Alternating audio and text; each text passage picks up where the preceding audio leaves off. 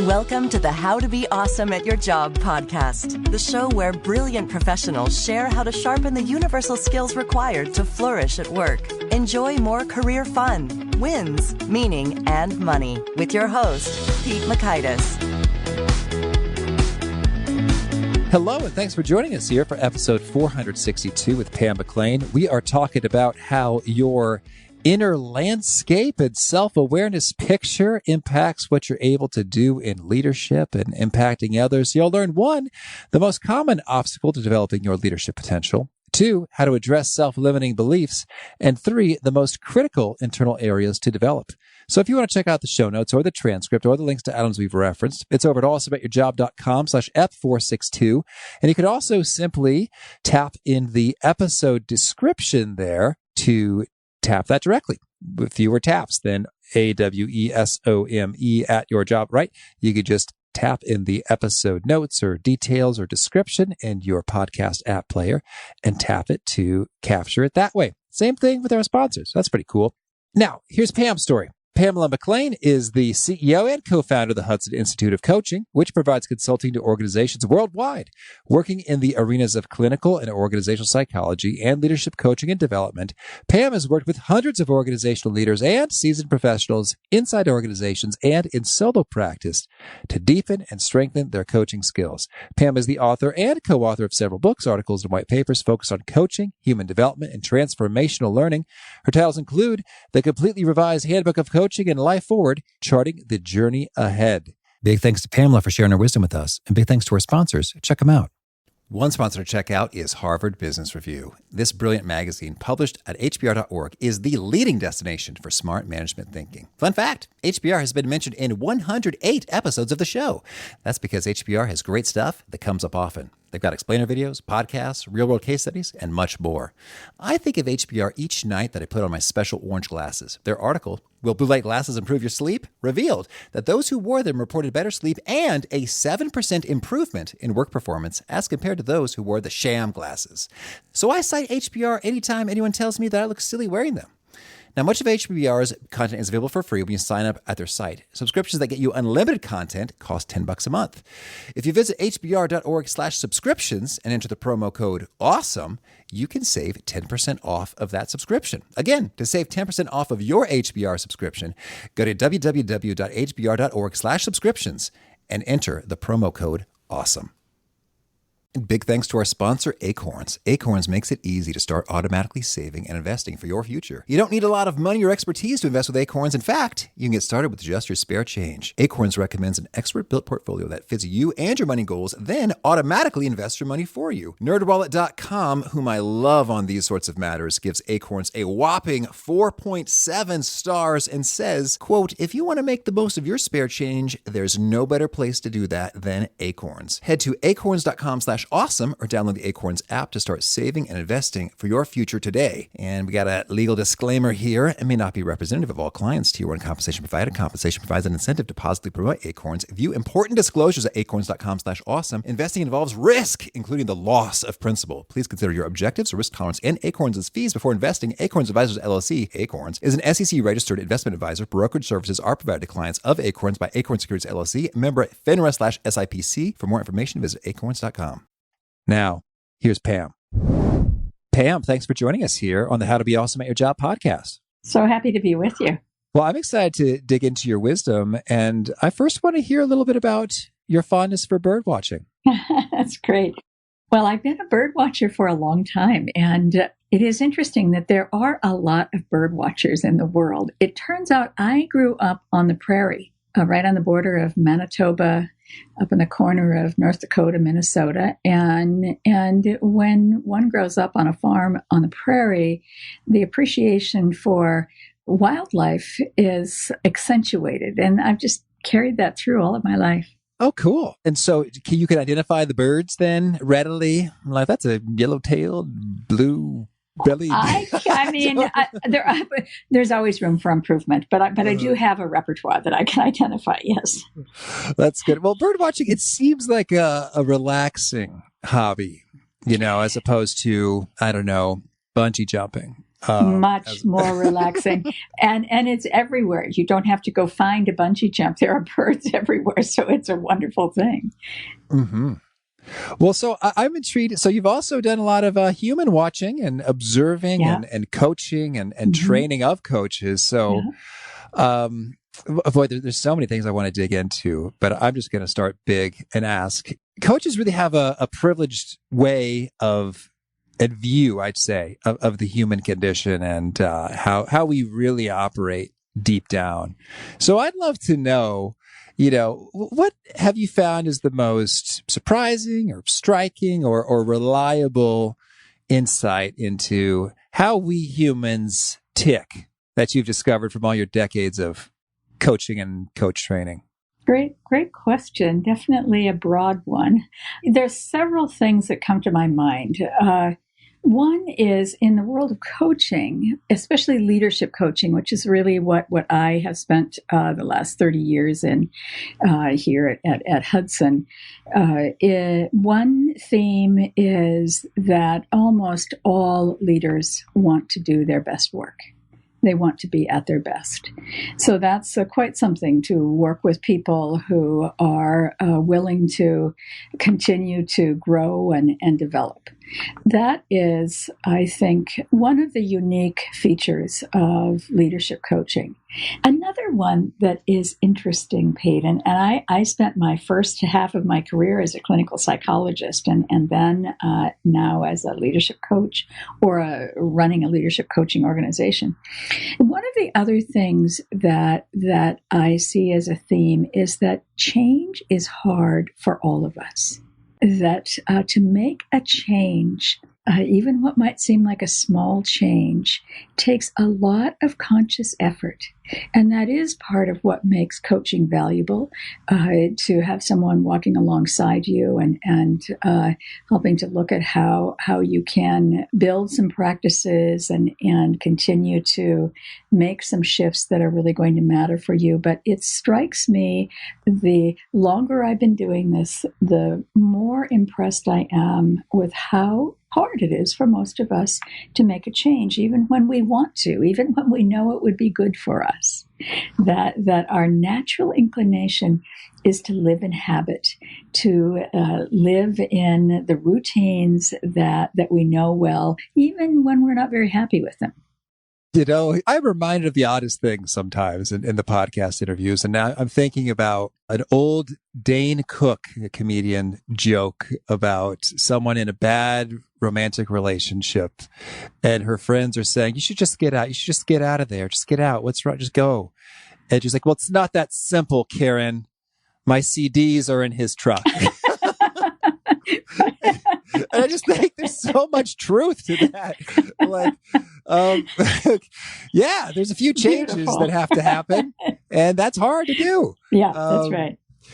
And so I find that reassuring. So, my last person I interviewed was a Navy SEAL. And so he was sort of speaking likewise about how, that's a scary thing to do, stand-up comedy for the first time, as he was venturing into this or that. And so it's reassuring that even sort of like the toughest, and most elite among us also struggle with doing change. And I guess I might want to get your take on, why do you suppose it is? So there's just habit and comfort has a pull on us. And well, yeah, I think that's right, that it does have a pull on us. And we know from the neurosciences as well that we build these, we could almost think of them as like grooves in our brain that we're on autopilot when we're in habit. And so if I'm going to shift my way of being, here's a kind of common one that might come up in coaching. I'm just thinking of as an early manager, here's one that can be common, that someone goes, oh gosh, I don't really want to give my person feedback because it makes me kind of uncomfortable. I'd like to be liked. I haven't really done much of it before. And so to rewire to see that providing feedback to someone that you're managing is actually an important part of developing them, and everybody wants to grow. That's quite different than the mindset that I might make them feel badly or that would be uncomfortable for me to do. So it takes us quite a bit of time to deconstruct what gets in the way, to really look at what the underlying obstacles are, and to pay attention to them. There's this tendency that we have when we want to change something, and we look at, what do I need to do? What do I need to do? Just give me the answers. Tell me what to do. And what we know in coaching is that what we need first is to notice how we are now, how I'm showing up now, and to really develop a heightened awareness for the habit that I'm living. Here's one that I hear often is people talk about how often they say yes before even thinking. And we often talk about in working with coaches in development that when we learn to say no, we know how to set a boundary, and that becomes important for us in our work with others. But it's not as simple as going, oh, I say yes all the time, so let me just start saying no. First, we have to notice, how many times in a day do I say yes? And what happens? What's the cost of that? What triggers that? So the notion that that awareness is actually helps us create change is often overlooked in the change process. That awareness is self-correcting if we attend to it carefully enough. I think that's powerful for us to consider. But, boy, it really is, because I think that's dead on in terms of, okay, what do I need to do? Is a natural question. And particularly for me, one of my top strengths is activator. It's like, all right, let's go do it. Make it happen. Yeah. And so, but that awareness strikes me as really a potent means of accelerating change, because you start to get emotional and visceral and real about it. It's not like, yes, I say yes too much and that's bad and I should say no more. Right. Okay, that's one thing intellectually, as opposed to, oh my gosh, I have taken stock at how this is devastating my life. And not to be overdramatic, I mean, it really can. Yeah. It's like I have no time to rest, to do what's important to me. I'm always, serving everybody in every way and urgently and frantically and distractedly with mediocre quality, because I haven't said no enough to prioritize and focus and deliver excellence on those things that really matter there. So I really like that, because some might say awareness, they could sort of, brush it aside, like, oh, yada, yada, yada. Those coaches would say that, they could book some more hours if they drudge up your past and the awareness. But really, I see it as a bridge to getting that emotional stuff going. Well, you make such a great point, because we can't think ourselves through change, and we have to have the head and heart connected. To make those connections, we have to be in the moment with ourselves, paying attention to ourselves, noticing what triggers us. So you're spot on there. Absolutely. Mm-hmm. Well, I really want to dig in. So in your book, Self as Coach, Self as Leader, you sort of lay out 6 key dimensions to think through with regards to yourself and how that shows up as leader and enriches folks. So I'd love it if maybe you could talk us through a little bit of each of the dimensions, like what is it, why is it important, and how do we get better at that? Yeah. Happy to. And I might start by giving it a little bit of context to say that we, in the life of a leader or a coach, we know we have skill-based competencies that are must-haves. It's kind of like our IQ is the cost of admission. That's just a must-have. But most often, what truly makes us effective is the way that we show up. And I use this phrase, our use of self. When we do many things at Hudson, working inside organizations providing coaching services, and we also have a year-long program where leaders come and go through this process of developing coaching skills. Often leaders will say, oh, I just want the tools. Mm-hmm. I just want the tools, and I think I'll be good. And we go, oh, here's the deal. The most important tool is you. So our ability to How dare use you. ourselves, right? You calling me a tool, Pam? It requires that we cultivate our internal landscape. And some of us are more inclined to do this. Some fields of study bring us into this territory more than others. But it is in that cultivation of our internal landscape, whether we're a coach or a leader, that really allows us to show up in a way that maximizes our ability to work with others, to inspire others, to lead others, to develop others.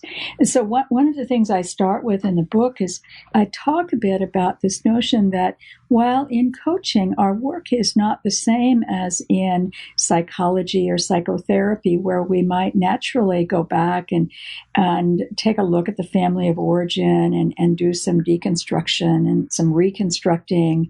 And yet what is true is that all of us human beings have some kind of a family of origin, and that who we are is so significantly impacted by our early years. And so it's helpful for us as leaders and coaches to understand what has shaped us into our adult years. And that, of course, parallels some of what we do, certainly what we do as a coach when we're working with someone.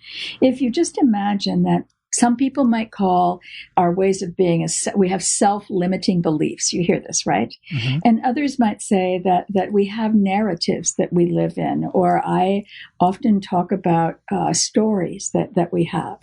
And I talk in the book about how a story that I have that is a lifelong story. I grew up on a cattle ranch in a very rural area. There was a lot of positive strokes for being strong and absolutely extra credit for never asking for help. And so that was a story. It worked so well as I was growing up. And that's how we develop these. We're smart, resourceful little people, and we figure out, what do we need to do? Maybe if I go small, it'll work better in my family, or maybe if I talk a lot, it'll work better, or maybe if I cry, it'll, we figure out what ways of being we need to develop in order to make life work as best it can in my family, because all families have some level of dysfunction, right? So my be strong and extra credit for not asking for help was clever when I was growing up. But as a leader of an organization, which is a role I've been in for, over a couple of decades now, it's not an effective strategy. And so it has required me to really be attuned to that old story and to do my work noticing how often that can show up, in order that I can expand my capacity, in order that I can see the value of asking for input, asking for help, and I can see the cost of going it alone. And so that is a starting point for the work. And in those 6 dimensions that I write about, they are really lenses into our internal landscape. We've talked for a long time, and in an earlier book I wrote, I talked about this notion of self as coach. But I really dig into it in this book and say, so these are dimensions of self. It's more than EQ. EQ is about, knowing our emotions, managing our emotions, but these are dimensions that include our presence. I have this colleague that says this wonderful phrase, our presence is an intervention. Now imagine that as a leader or as a coach. The very way I show up in the first moments with you is an intervention. And so to hone my presence for most of us, and certainly in the world we're living today, requires a lot of practice. And it's not just closing the screen, putting your cell phone away. It's paying attention to the chatter that's in my head, the biases or the assumptions that I might bring with me into a particular conversation as a leader or as a coach. It has many layers to it, and it requires for us practices that allow us to strengthen our presence. And, it's not surprising that neuroscience has taught us that mindfulness practice helps us tune in to the internal chatter, helps us learn how to settle and to be in the moment and to be present. And I don't know, Pete, if you have a mindfulness practice, but every time I'm with a group of people and I ask, how many of you have a mindfulness practice? First of all, the number of people in any number of settings has grown so much over the past several years. And then when you ask the next question, how has that changed you? It's quite compelling to listen to people talk about how a practice that might only take 5 or 10 minutes a day. You don't have to sit on a pillow. You don't have to have your meditation room or a candle burning. You can do it at your desk with the door closed. You can do it as you walk if you're able to do that. That it changes our attention to self and our ability to be there more fully for another. So that's one area is presence. Well, that's great. Thank you. And with the mindfulness practice, I mean, there's many such practices, but if you were to make a recommendation for folks who have none, and by the way, what percentages are you seeing these days? What proportion of folks are saying I may be working with many people who are quite invested in their own development. So when I say 40%, that's probably higher than the average. But I'm always impressed by how many people are taking this on. And there are some really great apps on the phone that are helpful for those who want to just dip into it. And I don't have my phone sitting right here, or I would tell you a couple. I think one is Calm, but there are 3 or 4 that are quite well known, quite effective. Some of them cost absolutely nothing. Insight is the one that I think I like, Insight. But they're a great support. Okay, cool. So that's the present side of things. Just how you show up can impact folks, be it intervention, whether you're frenetic and frenzied or calm and listening and that sort of thing. So let's shift over from presence to empathy now. Yeah, so empathy is such an important one in coaching. It's our glue. In the field of psychology, that you often hear about the term a working alliance. We have to have this connection with the person that we're working with in order for anything to happen, for conversations that matter to unfold. It provides that safety, it provides that sense of being seen, and it is bedrock in our work. And what I talk about in the book is that we could imagine there's a continuum. And on the one end of the continuum, I almost disconnected from the human being in front of me. I don't see when you're having a difficult moment or maybe tearing up or getting frustrated. I just don't clock that. I don't connect in that way. And at the far end, the other end of the continuum, when you feel badly, I feel badly. When you're upset, I'm upset. And so this empathy requires a calibration, because neither end of that continuum allows us to be at our best with another. But I use this phrase, the ability to walk in someone's shoes without wearing them. So the ability to imagine what this experience is like for you without taking it on, without taking it home, and at the end of the day, continuing to think about it, worry about it, wonder about it. And so to take another's perspective, to walk in their shoes without lacing them up and staying there, that is where we want to be calibrating our empathy. And it's so interesting for people to explore this and to notice where they might be and where the recalibration might be. And there's, for some, a natural inclination to want to take care of others. I sometimes say it's like handing someone the box of Kleenex. You start to feel badly or you're upset, and if I hand you, metaphorically, the box of Kleenex, I really am now drawn into your story, and you're not able to fully share all that you might want to share.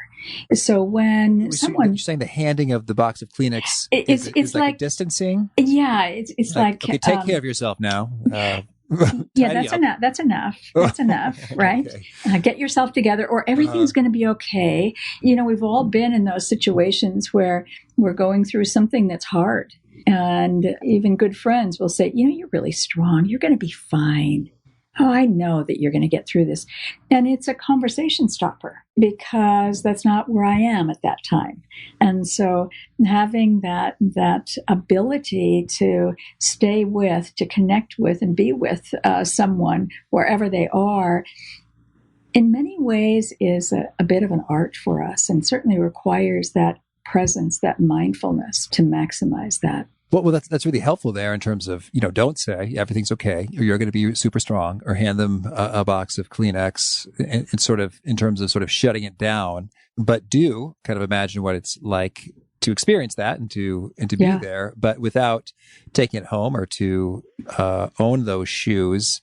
So I get what we're going for here, in terms of, okay, avoid those extremes, utterly disconnected and complete unity of feeling. But how do you recommend one adjust? Like if we need to notch it up because we're utterly disconnected, or we need to notch it down because we're crying and wrecked, for the rest of the day because we've had such a conversation with someone. How do we do that? Well, I think we need input from others. So getting feedback and perspectives from others is always helpful. But there's a very interesting bit of work that is useful in empathy, and that is the notion that when we are able to take good care of ourselves, it increases our ability to be empathic. And it makes sense when you think about it. If I'm able to notice that I need to exercise some self-care, that there's some ways that I need to attend to my own needs, that when I can do that for myself, I might be in a better position to be there for another and be mindful of the connection that I have with another. So as I'm more mindful of and connected to myself, able to pay attention to what my needs are, it seems to impact our empathic connection. Yes, and that makes sense both in terms of, okay, you're exercising empathy to yourself and to another, as well as just the actual result of your self-care. Right. I think one of my favorite studies is about the seminarians who were learning about the Good Samaritan Bible story, and then they placed a Confederate person who was coughing and in need of help. But the seminarians didn't do too well with regard to helping out this person, like you might hope, even though that's going to be their jobs. And the main variable they were testing was those who were told they were behind schedule and had to rush and hurry up and get that assignment turned in, helped far less than those who were in a calmer place and felt less stressed and more resourced to help out, when someone was in need. And so I think that's a sort of a double whammy with regard to that self-care. Yeah, and it's a great comment because you're really connecting presence and empathy in that story. I often say, there are 5 minutes and there are 5 minutes. It's just a matter of the way that we show up and get present and connected, right? Oh, that's so good.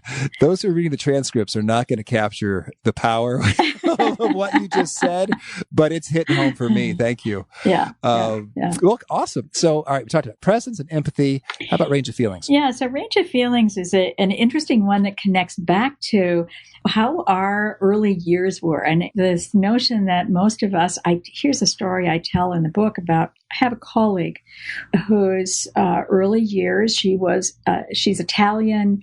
Her parents were immigrants. They came to this country, opened a cafe in an urban area, an Italian restaurant, and a large family, a lot of yelling and screaming and getting angry and getting happy. And these emotions just came and went, and it was all part of the general course of any day. And I grew up in a Northern European family. My grandparents came from Scotland. They were pretty buttoned down, never too happy, never too angry. And so these ways of being, the way that we grow up impacts our repertoire of feelings and the way that we judge some feelings. I like to say feelings are feelings. We are all human beings. There aren't good feelings and bad feelings, but rather we all have feelings. And as a coach and as a leader perhaps as well, in order to work with a broad range of people, we need to be at ease with a broad range of feelings. If I am uncomfortable with anger and I am working with a client who's angry, I will not give much space for that to show up, or I'll be very uncomfortable when it does. And the same can be said for tears or whatever it might be. So the work of a coach is so different than the work of a dentist or an accountant. We have to have this work invested in expanding our repertoire so that we can work with as many different sorts of people as possible. That totally makes sense. And I guess I'm just thinking about all kinds of situations where usually I'm visualizing stereotypically, I guess, a man who's strong and quiet, and then they encounter crying. It's like, there's no crying in baseball, right. Or it's sort of like there's no internal comfort with the feeling. And thusly when an outside person is emoting in that way, it's just uneasy. Like, I want to get out of here immediately. Yeah. How do you work on that? One thing I think is helpful is, again, back to self-awareness, is to do some monitoring around what my go-to feelings are, those ones that I'm naturally at ease with, and those that are on my no-go list that I just don't like to go to. I think first building awareness of what my range of feelings is and where I might extend myself, and then finding those safe, small, little steps to step into that territory is at least a good beginning. Well, now I'd love to get your quick take on the menu of feelings, so that, we might do a little bit of a checklist inventory there. I'm thinking about the movie Inside Out now, but how would you lay out the array of feelings to see how our repertoire is? Yeah, so here's a general way I think of it is, again, a continuum where perhaps at the lowest level of feelings, I might, or near that edge, I might be working in that sphere of, people used to talk about mad, sad, glad. And that as we go along that continuum, I'm really able to build a repertoire that's much broader than that. And more importantly, I'm able to understand and experience the reality that I can have two almost diametrically opposed feelings simultaneously. That it is possible for me to feel deep grief and joy at the same time. We're able to do this. And that as well, as I build my repertoire, I'm able to see and experience the reality that there are different levels of intensity of any one feeling. So when someone says I'm angry, that will mean something for you that might be different than for me. So we have to know, what does that mean? On a scale of 1 to 5, how strong is that anger or that sadness or whatever it might be?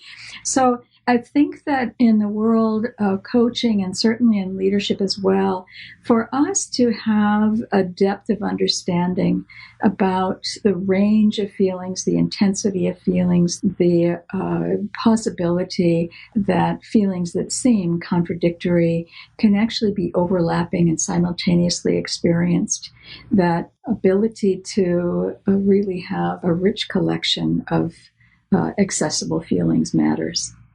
Certainly. So, could you just for kicks, could you name a few? Well, I think that on the list of feelings that we feel comfortable with, it's all of the, I'm speaking cultural specific perhaps here, but, it's happy, it's joyful, gleeful, all of those kinds of things. And that the feelings that so often we don't like to go to are the anger, the rage, the grief, and the ones in between are the frustration, annoyance, right? I mean, the vocabulary is expansive in this area. I think what is most helpful for us, if we want to take this on, is to pay attention to what my repertoire is, what my go-to feelings are in my day in and day out life. And that helps us see, where might I expand? Where might I grow more capacity? Okay, thank you. And so thinking about the fourth area there, the boundaries and systems, how should we think about that? So perhaps I'll just talk a little about systems, and we can have some fun with that. The notion that in the work of coaching and leading, to have a sense of our boundaries, how permeable our boundaries are, what happens when they're too tight or when they're too porous. I have a wonderful friend, Pat Adson, who talks about this metaphor that goes like this, that imagine that we both have a garden. And your garden has a fence around it and a gate, as does mine. Yours has weeds, flowers, vegetables, as does mine. And that I look at your garden without asking permission. I walk in your garden and I start doing your weeding for you. I have now lost my boundary and I'm lost in your story. So imagine as a coach, you come to me and say, oh my gosh, I'm just up against the wall. I just found out that my whole department is being eliminated. I don't even have enough money for rent for next month. What am I going to do? And I go, oh, let me just think about this. I think I know someone who can do. I'm doing your weeding for you. As opposed to being able to step back and go, well, so let's just stop for a minute and see what's most important in this, and be able to see this experience through the other's eyes and help them see it, as opposed to getting in and rescuing or colluding or whatever we might do when we walk in someone else's garden without permission. And this area is it's very subtle for a coach.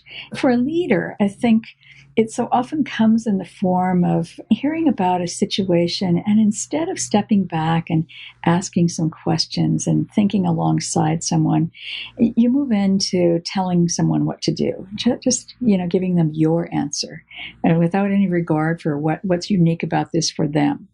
So this notion of boundaries turns out to be really critical in our ability to help someone do their own growing, as opposed to wanting to do it for them.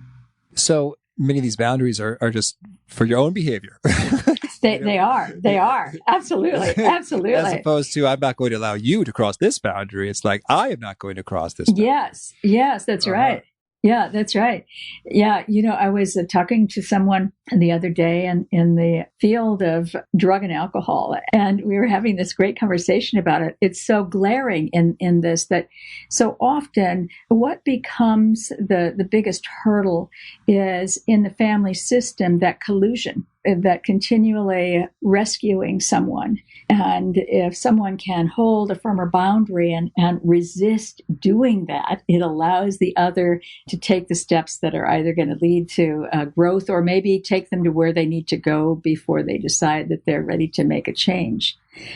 So yeah, it's powerful territory for us, and some of us are more inclined than others to want to help, to want to rescue. Some of us are very uncomfortable when we see someone suffering, and in order to manage ourselves or to help ourselves feel better, we run in with our cape and rescue, instead of stepping back and helping someone see themselves. And so in that alcohol context, what are some of the behaviors of family members that are counterproductive, even though they think they're helping out? Well, I suppose it can take many, many forms. Coming to the rescue, often, I think, coming to the rescue with financial aid, or any number of things that simply facilitate, through that kind of collusion, no change.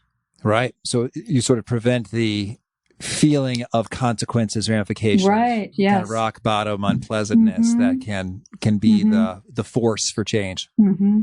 Yeah, and so we could go all the way back to that story I told earlier about the early manager who has a hard time giving feedback. That because their boundary is not yet developed, and they worry they're going to hurt their feelings or something. So when one's boundary gets stronger, we have the ability to stay in our own garden and help someone observe themselves, or share observations, or offer feedback, knowing that this is a part of how we help people grow. Understood. And then how about embodiment?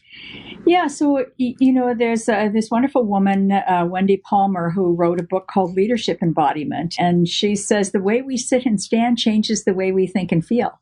And I love that, the notion that back to our earliest stories, that if living in my family, it was smartest for me to play it small. And I bring this all the way into my adult years, and I want to have, people often talk in leadership development about executive presence, and yet I've kind of, my chest is a little caved in, and I'm not showing up as fully there and strong and standing tall and taking up all of my space.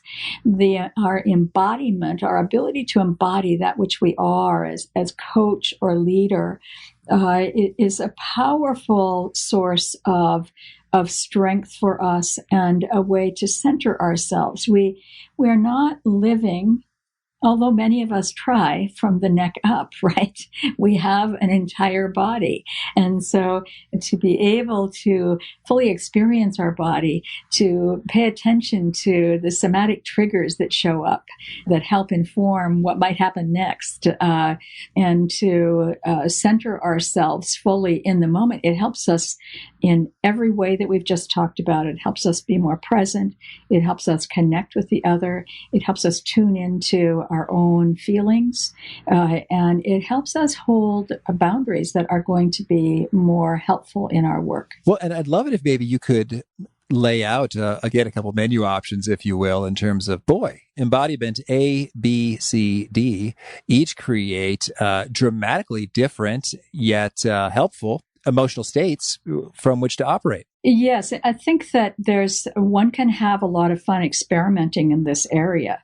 So certainly, even some of the martial arts can be a great way to explore your body and to learn how to live in your body from the head down to your feet, or a yoga might, or a regular, even a breathing exercise that we engage in. 3 deep breaths that go all the way down to the belly, and that you slowly exhale. It is a way to get closer to what's happening with all of us, and to get out of that tendency to be in our head. So it's the wonderful thing is that our body is always here, right? And so to be able to really center ourselves fully is at our disposal every day. That's great. Well, courage, we've talked with a few guests recently about courage, but I want to go 6 for 6. What do you have to say about courage? Well, I think that in the work of a coach or a leader, courage is one of the big differentiators. And it connects to, in many ways, it's the culmination of everything we've talked about. So in coaching, it might be the courage to share an observation that is a little bit uncomfortable, but that the other cannot see. In leadership, it's certainly back to that early manager and all the way to a senior leader, the ability to share feedback, to share observations that are going to help somebody grow. So often we live in a world that shrinks away from being courageous, and people often say, well, how do I build my courage? And I think we look at what are small acts of courage that we can engage in our everyday life. Pick 2 or 3 and build a practice around that. The people that come, the leaders who come to coaches, come to coaches because there's something that they know is not working as well as they want it to, or there's something that is important for them to shift that they haven't been able to do on their own. And the reality for all of us is we only have this, the view of ourselves is a limited one. And in our work with another, what a coach can bring to that work is that which I can see. And when I am willing to share that, then something of meaning happens in this relationship. So if, for example, I'm coaching someone who wants to be recognized, who feels that every time they sit down at a senior team meeting, they are not taken as seriously as they want to be taken, or they're not listened to, or that when it's their idea, nobody says anything, but when somebody else does, they go, oh, fantastic idea. And what you notice in the coaching, in the dynamics of the relationship, is that this person is at every turn, in every conversation, highly deferential. Well, I'm not sure if this might be. And so for the coach to be able to say, I'm going to stop for a minute and share an observation. What I notice is how often blah, blah, blah, right? And so that takes some courage for us. And that is one of the ways as coaches that we can really provide value for that leader.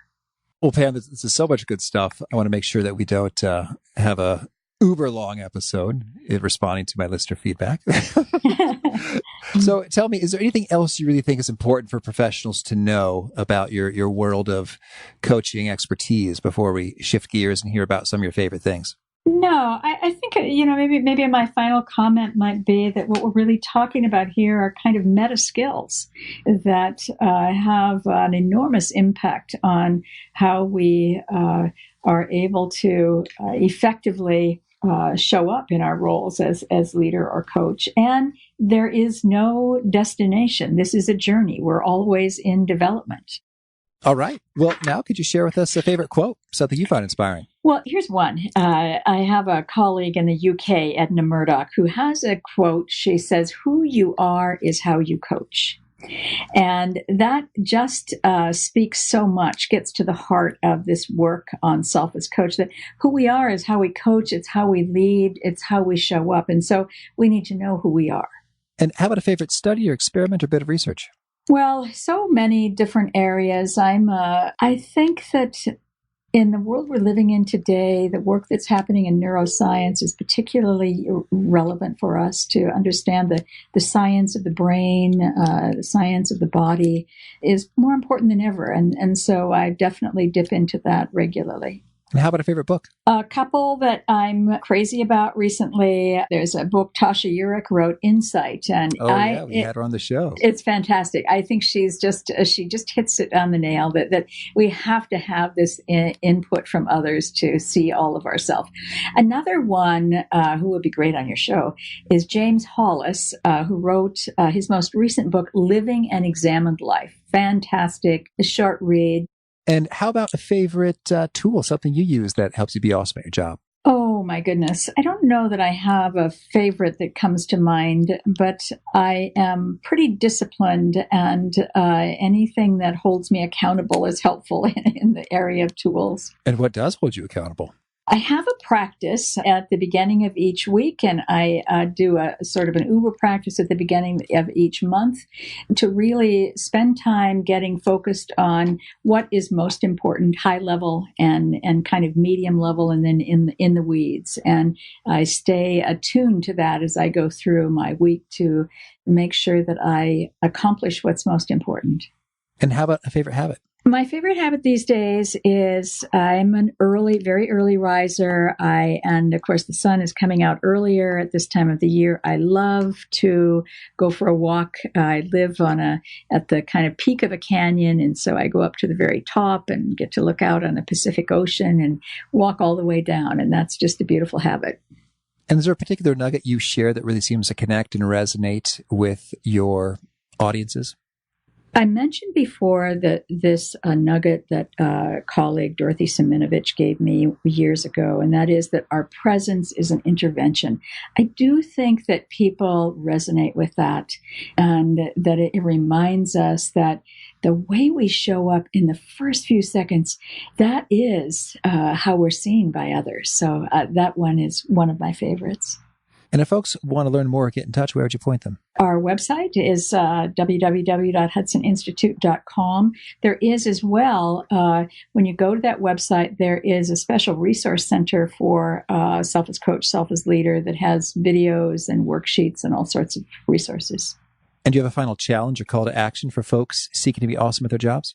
Slow down and go inside and keep growing and stay committed to your own development. All right. Pam, this has been so much fun. Thank you for sharing this and bringing yourself. It's just been a lot of fun, a lot of enrichment, and I really appreciate the time. Thank you very much. Bye-bye.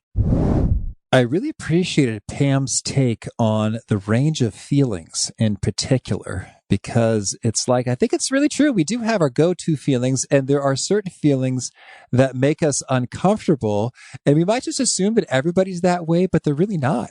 I'm thinking about some therapists who, people cry and they maybe are furious and yelling, and they're totally cool, not at all fazed by that. And I think that's intriguing, just to zero in on what are the go-to feelings you end up at again and again and again. What are the feelings when other people express them, they make you kind of uncomfortable, and how are you going to get more comfortable with that so that you can, be more present and helpful to people when they're in that spot. I find that my go-to feelings often tend to be sort of excitement, elation, like I'm making great progress, and then frustration, like, I'm slowing down. This is slow and annoying and not going as fast as I want to. And then it gets kind of interesting when I step back and go, oh yeah, there's a whole lot of other experiences and emotions that can be enjoyed. And even if it's not fun or pleasant, it can sort of expand the human experience and your connection with people. So that's a good one to chew on. I appreciated that. Hope you dug it too. That's Pam McLean with the wisdom. The show notes, the transcript, the links to items we've referenced are at awesomeatyourjob.com/F462. And don't forget, it's easier to check the show notes just by expanding your episode notes or details in whatever podcast player you're rocking, whether it's the Apple Podcasts or Overcast, or one that I think is super cool and kind of underrated, but really awesome is Podbean. And one of the reasons I love Podbean is I can see all the people who follow a given podcast with their little screen names.